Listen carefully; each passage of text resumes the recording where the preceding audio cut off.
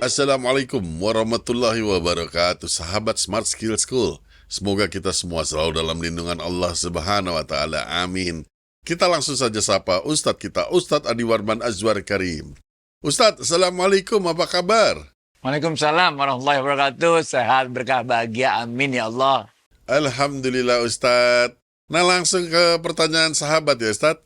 Sahabat bertanya, Ustadz, saya ini suka berbohong kepada orang tua di kampung, Ustadz. Karena saya tidak ingin orang tua saya risau keadaan kami di kota. Kami itu susah sekali. Tapi setiap kali ditanya, saya berbohong, saya bilang, kami itu, wah, baik-baik saja. Apakah kami sudah berdosa, Ustadz? Atau ada cara lain untuk supaya kita menyampaikan pada orang tua? Wah, ini agak repot nih jawabnya. Gini-gini. Oke. Dalam hadis yang kita temui di Sahih Bukhari dan Muslim, itu ada diceritakan dari Ummu Kalsum bahwa Rasulullah SAW bersabda, sepanjang pengetahuanku, kata Ummu Kalsum nih, Rasulullah SAW tidak pernah membolehkan berbohong kecuali atas 3 hal. Nah ini, ada 3 hal yang dibolehkan untuk berbohong. Yang pertama adalah berbohong ketika kita bersiasat dalam perang. Nah kalau perang kita terus terang ya repot. Pengumuman dulu sama musuh. Kita mau nyerang apa gimana. Kita ngumpetnya di sini disilakan bom kan kacau. Yang pertama ini yaitu berbohong bersiasat dalam perang. Yang kedua adalah kita berbohong bersiasat ketika mendamaikan 2 orang saudara yang sedang musuhan. Jadi kita bilang enggak kok dia nggak bilang kayak gitu kok. Enggak kok dia sebetulnya baik gitu. Ini juga dibolehkan. Dan yang ketiga adalah kita berbohong ketika kita mau menyenangkan hati istri kita. Nah, kadang-kadang istri udah capek masak, udah usaha, udah pokoknya luar biasa lah. Mau menyenangkan suaminya. Terus kita nggak makan makanannya. Atau kita, nggak enak nih makannya, kelewat asin segala macam. Kan istrinya jadi sakit hati, bener gak? Nah, ini yang kita temui di hadisnya Bukhari dan Muslim. Ada penjelasan lebih dalam. Ini kita temui di kitab, judul kitabnya Tawdihul Aham min Bulughul Maram, Bulughul Maram. Ini syarah dari kitab Bulughul Maram yang ditulis oleh Syekh Ibnu Abdur. Beliau mengutip apa yang disimpulkan oleh Imam Nawawi. Benar kan? Apa yang dituliskan di dalam kitab tersebut disebutkan bahwa pada dasarnya bohong itu haram, nggak boleh. Kecuali kita terpaksa untuk berbohong untuk suatu tujuan yang baik. Nah, kalau itu dibolehkan.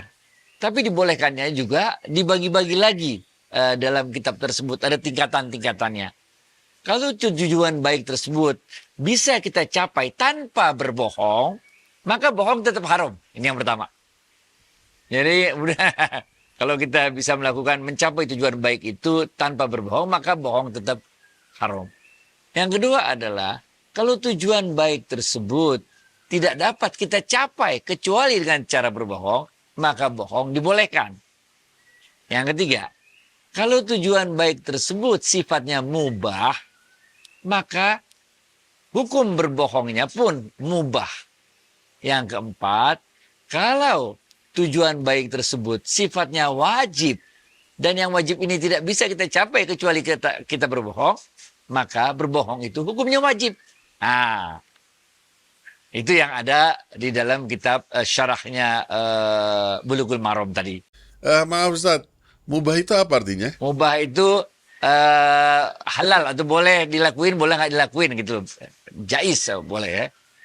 Sekarang kita akan lihat penjelasan lebih dalamnya lagi. Bagaimana prakteknya yang dilakukan oleh Rasulullah SAW.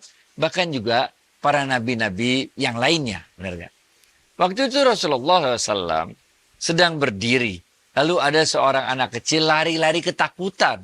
Menghampiri Rasulullah SAW. Ya Rasulullah, selamatkan aku, kata anak kecil tersebut. Aku sedang dikejar-kejar mau dibunuh sama orang-orang ini, katanya. Maka Rasulullah SAW menyuruh anak tersebut bersembunyi. Kemudian datanglah orang-orang yang mau membunuh anak tersebut. Mendatangi Rasulullah SAW. Kemudian orang-orang tersebut bertanya, ya Muhammad, apakah engkau melihat tadi ada seorang anak kecil, anak laki-laki yang lari lewat sini? Rasulullah SAW bergeser satu langkah berdiri dari tempatnya semula. Kemudian Rasulullah SAW mengatakan, aku tidak melihatnya dari sini tadi. Setelah bergeser satu langkah ke kiri tadi. Ini lihat. Untuk menyelamatkan nyawa anak yang lagi dikejar-kejar mau dibunuh ini, Rasulullah SAW berbohong atau bersiasat untuk tidak memberitahukan yang sebenarnya, karena beliau bergeser satu langkah ke kiri. Aku tidak melihatnya dari sini tadi setelah bergeser satu langkah. Nah ini contoh yang kita temui di dalam kitab hadis. Bahkan kita juga menemui contoh ini di alam Al-Quran. Ketika Nabi Allah Ibrahim alaihissalam ditanya oleh orang-orang, ini siapa yang ngancurin patung-patung ini, ingat gak? Waktu itu Nabi Allah Ibrahim alaihissalam kan ngancurin semua berhala-berhala. Kemudian tinggalin satu berhala yang paling besar, lalu kampaknya digantung di berhala tersebut. Kemudian orang-orang bertanya, Ibrahim ini siapa yang ngancurin berhala-berhala ini?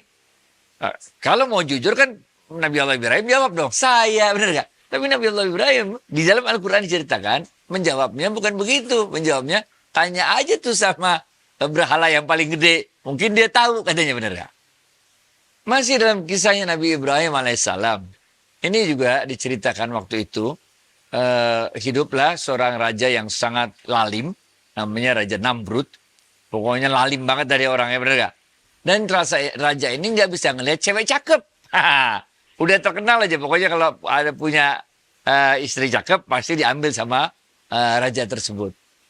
Nabi Allah Ibrahim alaihissalam waktu itu punya istri yang cakep banget, namanya Siti Sarah. Ini cakep banget, putih dah katanya kalau mau minum tuh sirupnya kelihatan sini. Pokoknya cakep banget Siti Sarah. Kemudian didatangilah rumah Nabi Ibrahim oleh pasukan Raja Namrud ini. Lalu dibawalah ke Raja Namrud. Lalu ditanya, ini siapa nih? Istri kamu ya? Katanya. Benar ya? Karena kalau istrinya akan diambil oleh Raja Namrud, suaminya dibunuh. Gitu tuh kelakuannya Raja Namrud. Maka Nabi Allah Ibrahim alaihissalam ketika ditanya siapa ini, maka Nabi Ibrahim alaihissalam menjawab, ini saudariku. Gitu. Nggak dijawab ini istriku. Dijawab saudariku katanya. Karena dijawabnya saudariku, maka Nabi Allah Ibrahim alaihissalam nggak dibunuh waktu itu sama Namrud. Istrinya diambil. Siti Sarah oleh Raja Namrud itu. Benar nggak? Nah, ketika Raja Namrud berusaha untuk menggauli, menyentuh Siti Sarah berulang kali, itu dengan kuasa Allah, Raja Namrud itu kaku, badannya nggak bisa bergerak tuh. Nggak bisa bergerak tuh. Mau ini nggak bisa bergerak. Sehingga Raja Namrud marah. Ini pasti tukang sihir katanya, benar gak? Balikin ke saudaranya tuh. Ini keluarga tukang sihir, balikin ke saudaranya. Dibalikinlah Siti Sarah ke Nabi Allah Ibrahim alaihissalam tanpa pernah disentuh oleh Raja Namrud. Kisah ini juga menunjukkan bahwa Nabi Allah Ibrahim alaihissalam 2 kali melakukan bohong, benar gak? Yang pertama ketika ditanya siapa yang menghancurkan berhala. Yang kedua ketika ditanya, ini istrimu bukan? Dia jawab, ini saudaraku, benar gak? Jadi di dalam Islam, inilah yang tadi kita sudah sebutkan, bagaimana di dalam kitab Tawdihul Aham min Bulughul Maram itu, yang ditulis oleh Syekh Ibnu Abdur, yang mengutip Syekh Nawawi, menjelaskan tuh, apa-apa kriteria di mana kita boleh berbohong. Bahkan ada bohong yang wajib kita lakukan apabila tujuan baik tersebut hukumnya wajib. Nah, sekarang kita mau menjawab pertanyaannya setelah menceritakan panjang lebar, benar ya? Pertanyaan ini kita lihat nih, kalau dia hukumnya mubah, tadi kita bahas kan, untuk menyenangkan orang tua. Nah, ini sebetulnya masuknya pada tingkat kemuliaan sebetulnya. Oke? Yang disebutkan oleh Imam Syafi'i radhiyallahu an, bahwa kemuliaan manusia itu terletak pada 3 hal. Yang pertama, ketika kita mampu menyembunyikan kemiskinan dan kefakiran kita, sehingga orang selalu melihat kita orang yang selalu berkecukupan, serba ada. Yang kedua, ketika kita bisa menyembunyikan marah, kecewa, kesal kita, sehingga orang selalu melihat kita orang yang selalu redho atas apapun ketetapan Allah pada diri kita. Dan yang ketiga, ketika kita mampu menyembunyikan kesedihan, kepiluan, kegetiran kita, sehingga orang selalu melihat kita orang selalu bahagia. kita akan tujuannya mau menggembirakan hati orang tua kita di kampung halaman sana. Sehingga kalau ditanya keadaan, bilangnya baik, alhamdulillah, baik itu. Wah, cukup hidup, cukup, alhamdulillah. Kalau nggak cukup, kita mati, benar gak? Toh rezeki yang udah diatur oleh Allah, udah ditakar nggak bakal ketuker. Gitu aja dah, bismillah. Baik, David. Nah, sedikit aja Ustadz, mungkin sudah terjawab dalam salah satu pasal dalam berbohong tadi, yaitu berbohong dalam hal berdagang Ustadz. Jadi misalnya si pedagang menawarkan barang, lantas ditawar dong sama pembeli, dan pedagang menjawab, wah rugilah saya kalau segitu. Wah, Padahal dia nggak rugi. nggak boleh bos. Itu dilarang banget dalam Islam yang kayak begitu, Bang. Kalau segitu mah saya rugi, nggak bisa, nggak boleh. Kalau dalam dagang kita nggak boleh bohong. Di mana letak bolehnya nggak masuk kriteria yang tadi disebutkan oleh Ummu Kulsum yang 3 tersebut. Nggak masuk kriteria yang disebutkan oleh Syekh Nawawi, Imam Nawawi tadi. Nggak masuk dalam kriteria yang dicontohkan kisahnya Rasulullah, kisahnya Nabi Ibrahim, nggak. Janganlah. Lalu dagang itu yang jujur-jujur aja, men. Pengalaman kami yang udah umur 60 tahun ini, semakin kita jujur dalam bisnis, semakin reputasi kita baik dikenal orang. Semakin orang itu segan untuk nawar yang nggak masuk akal, karena orang tahu bahwa kita nggak mainin harga gitu loh. Semakin orang nggak curiga sama kita, kita mainin kualitas. Karena kita selalu jaga kejujuran kita. Orang tahu kalau kita jual itu pasti yang terbaik dan harga yang terbaik juga. Jadi insya Allah lah, kalau untuk dagang, jangan bohong-bohongan. Oke? Baik Ustadz, semoga ini menambah wawasan keimanan kita. Nah, ada lagi sahabat bertanya Ustadz. Ustadz, kondisi rumah tangga sahabat saya tidak harmonis dengan suaminya. Hampir setiap kali selalu dia curhat tentang perlakuan suaminya yang sangat menyakitkan. Bagaimana sikap saya yang hanya selalu sebagai pendengar, padahal sahabat saya ingin saya mencarikan solusi. Menurut Ustadz, saya harus bagaimana? Urusan suami istri, itu yang ngerti suami istri. Orang lain nggak pernah ngerti, man. Coba deh sekarang nggak ngerti. Kita ada orang jatuh cinta. Yang satu fisiknya hitam legam, satu fisiknya putih keren gitu kok. Kok bisa jatuh cinta? Gimana kita jelasinnya, bener gak? Jadi ketika mereka jatuh cinta, kita susah jelasinnya. Ada yang satu cerewetnya setengah mati, yang satu pendiamnya setengah mati. Kok bisa? Jadi untuk urusan cinta, untuk urusan jodoh, kita susah menerangkannya. Karena emang jodoh udah diatur Allah. Begitu juga ketika mereka berselisih. Kita juga bingung. Karena buat di satu pasangan, bercandaan kayak begitu biasa. Buat di pasangan yang lain, nggak biasa. Jadi kita nggak ngerti. Oleh karena itu, kalau ada suami istri lagi berselisih pendapat, sebaiknya kita nggak usah ikut campur di urusan mereka. Karena kita nggak tahu persis bagaimana hubungan kimiawi antara keduanya. Kecuali kalau mereka udah pada posisi mereka meminta bantuan untuk menyelesaikan persoalan yang mereka hadapi. Pada saat itulah keluarga mulai ikut campur, di mana dalam hadis juga disebutkan, panggillah orang-orang yang bijaksana yang bisa mencoba mengurai persoalan yang ada di suami istri tersebut.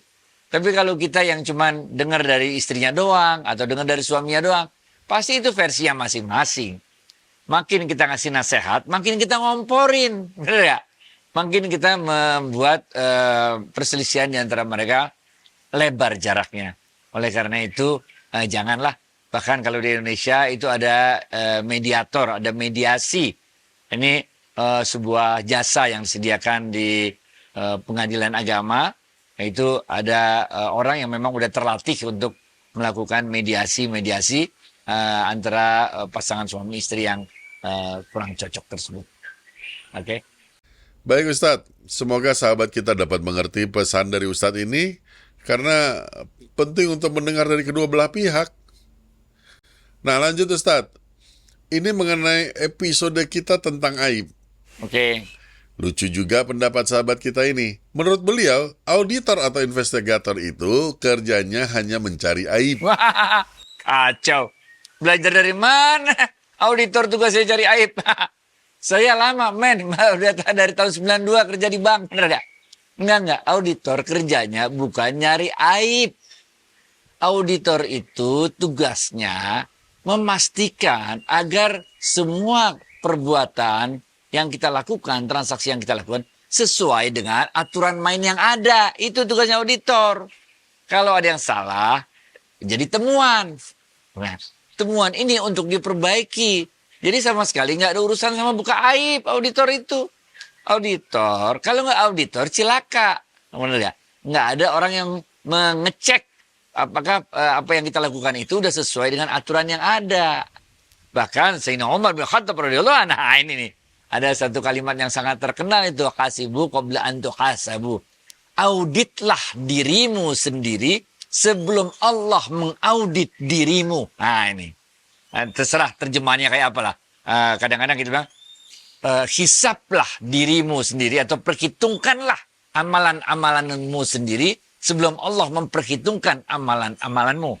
Atau kalau mau pakai bahasa yang tadi, auditlah dirimu sendiri sebelum Allah mengaudit dirimu nanti. Benar. Jadi audit ini adalah satu pekerjaan yang mulia. Karena tujuannya audit adalah menjaga agar segala sesuatunya berjalan sesuai dengan peraturan yang ada. Apalagi di bank syariah. Itu udah ada audit syariahnya. Ada ininya sendiri, SOP syariah sendiri. Ada audit akuntansinya. Macam-macam. Kemudian ada kepatuhan mengenai risiko. Macam-macam. Jadi audit ini bukanlah pekerjaan membuka aib. Dia adalah untuk menjaga agar sesuatu itu berjalan sesuai dengan aturannya. Bahkan ada kode etiknya juga jadi auditor. Nggak boleh auditor nemuin temuan terus dia ngomong-ngomong kemana-mana. Nggak boleh. Dia ada aturannya, dia harus lapor kemana. Kemudian diperbaiki. Setelah diperbaiki selesai. Karena tujuan audit itu adalah untuk perbaikan. Bukan untuk mengumbar aib orang yang ada. Gitu bos. Baik David. Jadi bukan mengumbar-ngumbar aib ya Ustadz. Ya. Baik Ustadz, saya rasa cukup sampai di sini dulu. Terima kasih atas waktu dan tausiahnya. Assalamualaikum warahmatullahi wabarakatuh. Waalaikumsalam warahmatullahi wabarakatuh.